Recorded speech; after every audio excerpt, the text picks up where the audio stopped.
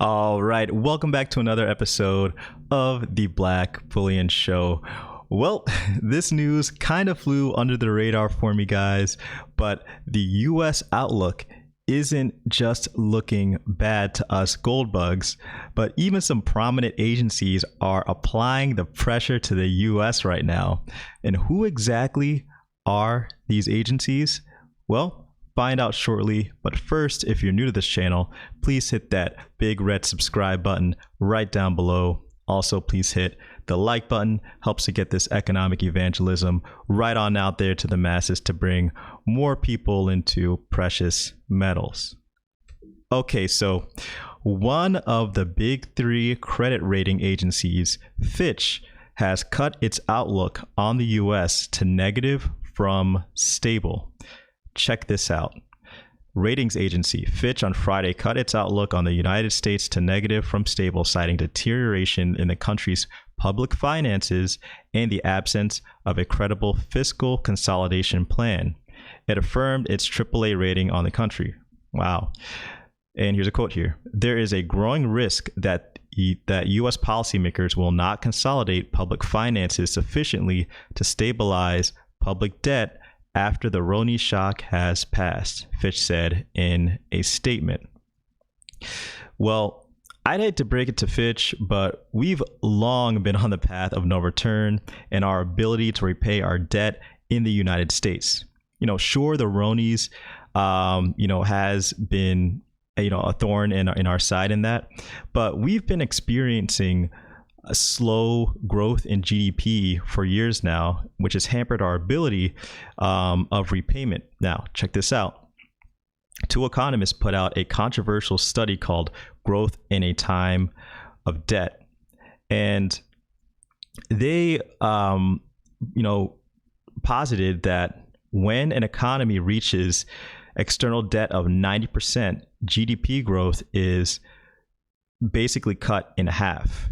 Now, other economists mentioned that these two economists here who made the study purposefully omitted data and that the decline in growth wasn't as severe as that.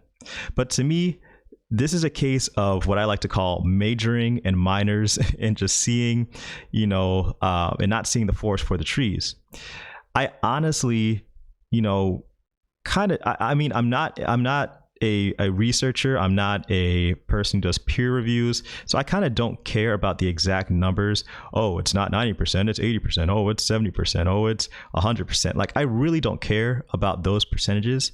I care about the overall trajectory and if there is a point of no return. Now, the answer to that is, does growth slow with debt added on to an economy? And the answer is yes. The idea is that the more debt burdened we become, the harder it is to pay off that debt. And you can see that when it comes to your individual experiences. And the same thing is true when you zoom out in the aggregate of a whole country. The same thing happens to be true. So, bringing this back to recent times, we've been experiencing slower than usual growth. Check out this article. The title is Slow Still the New Normal for GDP Growth? And let's get into this quick quote here. Before the Great Recession, a GDP growth rate of 3% or higher seemed normal for the United States. For example, annual growth from 1987 to 2007 averaged 3%. In contrast, the pace since the end of the Great Recession in 2009 has been much slower, averaging only 2.3% per year through the end of 2018. Over the past 2 years, however, growth has averaged a bit higher at 2.7%. This raises the hope that longer run or trend growth might be stronger than it appeared a few years ago, even if it is still falling short of the pre-2008 space.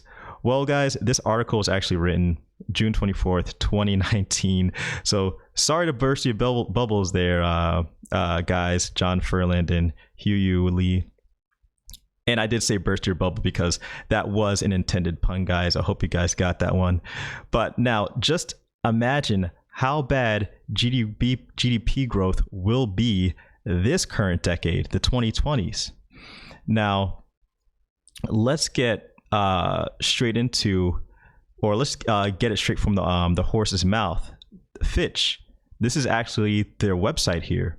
Now, here's what they are expecting.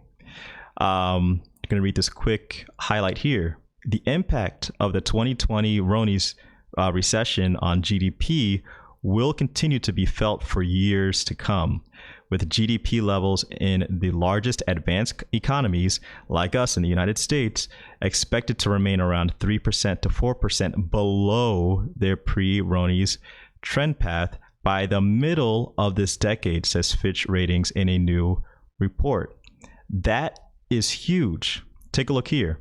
There will be lasting damage to the supply side productive potential from the Roni shock as long-term unemployment rises, working hours fall, and investment and capital accumulation slow. So this is a huge issue. And you know, when it comes to the growth of GDP and us being able to pay back, the debt we've been accumulating, this isn't good. But when you look for us as gold and silver stackers, take a look at where they said that they expect this kind of trend to continue and where it to end by the middle of this decade, 2025. What have I been saying basically for the last couple of months? I've been looking at the middle of this decade being towards the end of the gold and silver bull run, give or take. I'm basically kind of looking at 2023 to about 2026 as somewhere being where that end of the cyclical bull market will kind of peter out here. It began around between 2015 2016 or so. That's where that inflection point hit or began or touched, and then we start to see some changes there. But I'm really starting to think that all of these things are just kind of piling on to or essentially becoming wind in the sails of gold and silver.